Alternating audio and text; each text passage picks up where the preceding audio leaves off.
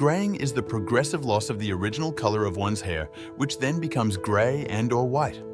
Some foods can help fight this process. The following vitamins have been shown to slow down the process of graying hair: B5, B9, and B12. The following minerals are also useful: zinc, iron, copper, and selenium.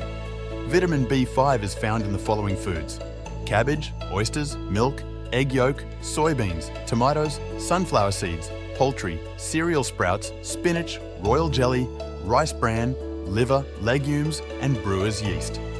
We can find vitamin B9 in the following foods: spinach, broccoli, asparagus, nutritional yeast, wheat sprouts, peanuts, almonds, kiwi, and liver. While B12 is present in red meat, fish, especially salmon, eggs, milk, and liver.